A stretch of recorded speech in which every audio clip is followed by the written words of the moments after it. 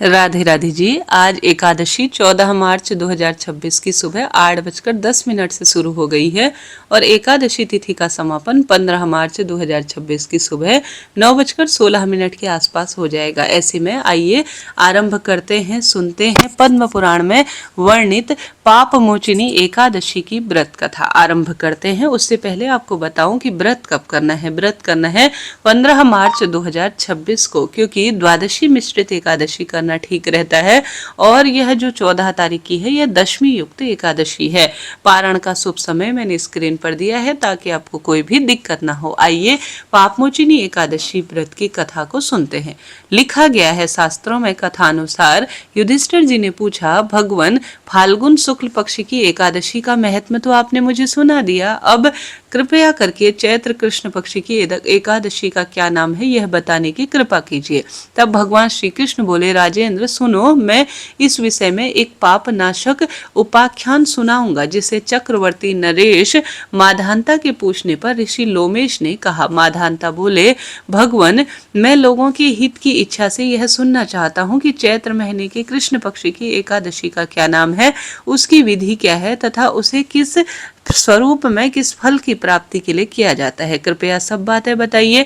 लोमश जी ने कहा, नृप श्रेष्ठ, पूर्व काल की बात है, अप्सराओं से सेवित चैत्ररथ नाम का वन में जहां गंधर्वों की कन्या अपने किन्नरों के साथ बाजे बजाती हुई विहार करती थी। मंजुघोषा नामक अप्सरा मुनिवर मेधावी को मोहित करने के लिए गई थी। वह महर्षि उस वन में रहकर ब्रह्मचर्य का पालन करते थे। मंजुघोषा मुनि के भय से आश्रम से एक कोस दूर ही ठहर गई और सुंदर ढंग से वीणा बजाती हुई मधुर गीत गाने लगी। मुनि श्रेष्ठ मेधावी घूमते हुए इधर उधर निकल गए और उस सुंदरी अप्सरा को इस प्रकार गान करते हुए सेना सहित कामदेव से परास्त होकर बरबस मोह के वशीभूत हो गए। मुनि की ऐसी अवस्था देखकर मंजुघोषा उनके समीप आई और वीणा नीचे रखकर उनका आलिंगन करने लगी। मेधावी भी उनके साथ रमण करने लगे। कामवश रमण करते हुए उन्हें रात और दिन का कोई भान नहीं रहा। इस प्रकार मुनि योजित चित्त सदाचार का लोप करके अप्सरा के साथ रमण करते हुए बहुत दिन बीत गए थे। मंजुघोषा देवलोक में जाने को तैयार हुई। जाते समय उन्हें मुनि श्रेष्ठ मेधावी ने कहा, ब्राह्मण अब मुझे अपने देश जाने की आज्ञा दीजिए। मेधावी बोले, देवी जब तक सवेरे की संध्या न हो जाए न तब तक आप मेरे पास ही ठहरो। अप्सरा ने कहा, विप्रवर अब तक न जाने कितनी संध्या चली गई, मुझ पर कृपा करके बीते हुए समय का विचार तो कीजिए। लोमश जी ने कहा, राजन अप्सरा की बात सुनकर मेधावी के नेत्र आश्चर्य से चकित हो गए। उस समय उन्होंने बीते हुए समय का हिसाब लगाया तो मालूम हुआ कि उनके साथ रहते हुए 57 वर्ष बीत गए हैं। उसे अपनी तपस्या का विनाश करने वाली जानकर मुनि को बड़ा उस पर क्रोध आया। उन्होंने श्राप देते हुए कहा, पापिनी तू पिचासिनी हो जा। मुनि के श्राप से दग्ध होकर वह विनय से नतमस्तक होकर बोली, विप्रवर मुझे श्राप का उद्धार कीजिए। 7 वाक्य बोलने के बाद 7 पद चलने चलते चलने मात्र से ही सत्पुरुषों की मैत्री हो जाती है। ब्राह्मण मैंने तो आपके साथ अनेक वर्ष तक तपस्या की है और इसे संपूर्ण रूप में अर्थात रमण किया है, व्यतीत किए हैं, अतः स्वामिन मुझ पर दया करे, कृपा करे। मुनि बोले, भद्रे मेरी बात सुनो, यह श्राप से उद्धार करने वाली सर्वश्रेष्ठ क्या मैं करूं जिससे मेरा उद्धार हो जाए। तुमने मेरी बहुत बड़ी तपस्या को नष्ट कर डाला है। अब जो चैत्र महीने के कृष्ण पक्ष की शुभ एकादशी आती है जिसका नाम पाप मोचिनी एकादशी है, वह सब पापों का मोचन अर्थात क्षय करने वाली है। सुंदरी उसी का व्रत करना चाहिए तुम्हें जिससे कि तुम्हारी पिचासता दूर हो। ऐसा कहकर मेधावी अपने पिता मुनिवर चौवन के आश्रम गए। उन्हें आया हुआ देख चौवन ने पूछा, बेटा यह क्या किया, तुमने तो अपने पुण्य का नाश कर डाला। मेधावी बोले, पिताजी मैंने अप्सरा के साथ रमण करने का पातक किया है, कोई ऐसा प्रायश्चित बताइए जिससे पाप का नाश हो जाए। चौवन ऋषि ने कहा, बेटा चैत्र कृष्ण पक्ष में जो पाप मोचिनी एकादशी आती है उसका व्रत करो, पाप राशि का निश्चित रूप से विनाश हो जाएगा। पिताजी के ऐसे कथन सुनकर मेधावी ने उस व्रत का अनुष्ठान किया, उससे उसके पाप नष्ट हो गए और पुनः तपस्या से वह परिपूर्ण हो गए। इस प्रकार मंजू घोषा ने भी इस उत्तम व्रत का पालन किया। पाप मोचनी का व्रत करने के कारण वह 50 योनि से मुक्त हुई और दिव्य देह रूप धारण कर अप्सरा होकर स्वर्ग में चली गई। राजन, जो श्रेष्ठ मुनि पापमोचिनी एकादशी व्रत करते हैं उनका सारा पाप नष्ट हो जाता है।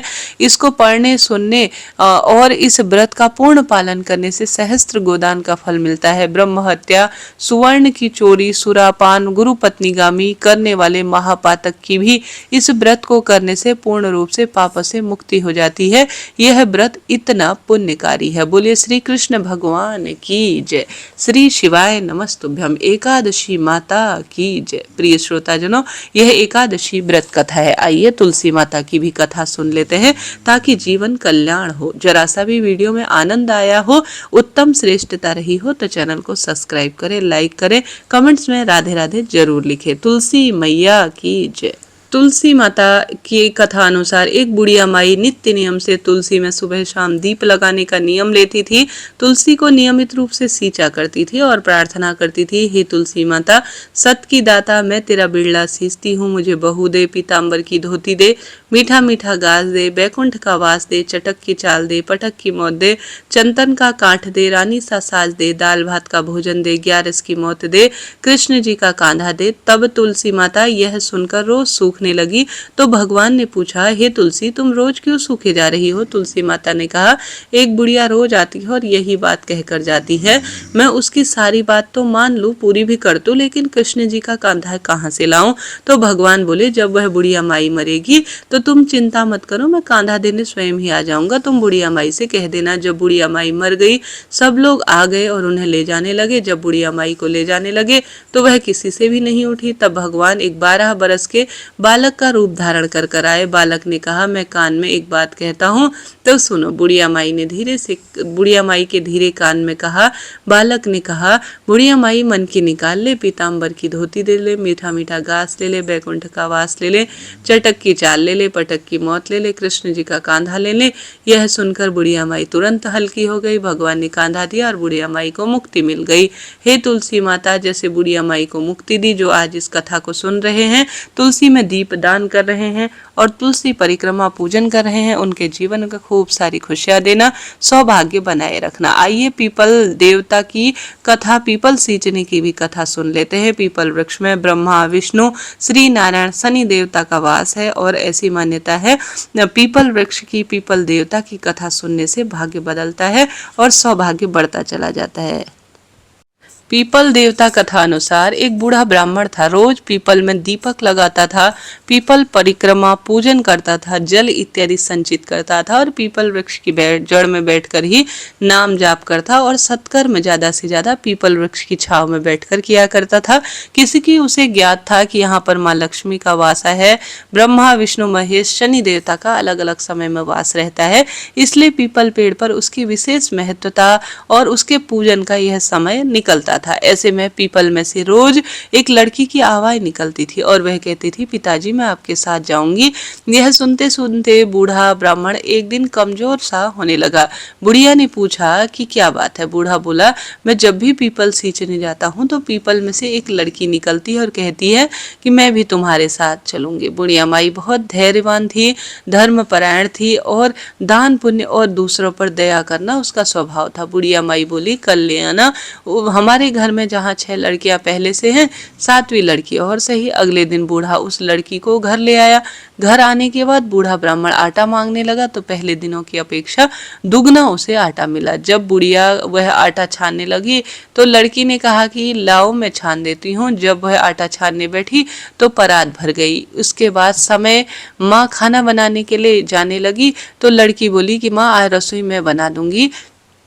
तो बुढ़िया माई बोली, ना ना बेटा तेरे हाथ जल जाएंगे। लेकिन बुढ़िया वो लड़की नहीं मानी और वह रसोई में खाना बनाने के लिए गई। तो उसने तरह तरह की चुटकियों में 3600 व्यंजन बना डाले और आज सभी का पेट भरकर उसने खाना किया। इससे पहले सभी लोग कभी कभी भूखे प्यासे ही सो जाते थे गरीबी से। रात हुई तो बुढ़िया का भाई आया और कहने लगा कि दीदी आज खाना खाऊंगा। बुढ़िया परेशान हो गई और उसने कहा अब मैं क्या करूं। लड़की ने कहा क्या बात हुई माँ। उसने कहा तेरा मामा आया है और वह अब रोटी खाएगा, लेकिन रोटी तो सबने खा ली है। अब उसने कोई इसी बात की चिंता की, अब मैं इस परिवार का पूरा कैसे करूं। लड़की बोली तुम चिंता मत करो, मैं बना देती हूँ। वह रसोई में गई और मामा के 3600 व्यंजन बना कर दे दिया। मामा ने पेट भरकर और कहा भी कि ऐसा खाना पहले कभी नहीं खाया है। बुढ़िया ने कहा भाई तेरी पावनी भांजी है और यह बहुत ही शुभ है, उसी ने बनाया है। शाम हुई तो लड़की बोली माँ चौका में जो चौका है द्वार है उसके वहां पर दिया जला दो, कोठे में मैं सो जाऊंगी। बुढ़िया बोली कि ना बेटा तू डर जाएगी, लेकिन वह बोली कि नहीं नहीं मैं सो जाऊंगी, अंदर ही सो जाती हूँ। वह कोठे में जाकर सो गई। आधी रात को लड़की उठी और चारों ओर जैसे ही उसने आंख घुमाई, आंख फहराई तो धन ही धन हो गया। और वह बाहर जाने लगी तो एक बूढ़ा ब्राह्मण सो रहा था। उसने देखा तो उसने कहा कि बेटी तुम कहाँ जा रही हो। लड़की बोली कि मैं तो दरिद्रता दूर करने आई थी, अब तुम्हें भी करवानी हो तो करवा लो। उसने बूढ़े के घर में आंख झपकाई तो चारों ओर उनका घर भी धन धान्य से साफ सुथरा और परिपूर्ण अवस्था में हो गया। सुबह सवेरे सब उठे तो लड़की को न पाकर उसे ढूंढने लगे कि मेहमान पावनी बेटी हमारे कहाँ है। बूढ़ा ब्राह्मण बोला कि आज वह तो लक्ष्मी माता थी जो हमारे घर में हमारा कल्याण करने के लिए आई है और हमारी दरिद्रता को भी दूर वह करके गई है। हे माता लक्ष्मी। जैसे बूढ़े ब्राह्मण को पीपल सींच ने दीप दान पुण्य मंत्र जाप का फल दिया, जो भी हे माँ लक्ष्मी आपके निमित्त दान पुण्य करे, पीपल वृक्ष की पूजा करे, उसके घर में कभी अनावश्यक पैसा खर्च न हो और दरिद्रता दूर हो। बोले लक्ष्मी माता की जय, एकादशी माता की जय, पीपल देवता की जय। प्रिय श्रोताजनों, इस तरह से आज सुनी जाने वाली सभी कथाएं मैंने आपको बताई। जरा सा भी वीडियो उपयोगी रहा हो तो जय माता दी, राधे राधे जरूर लिखें।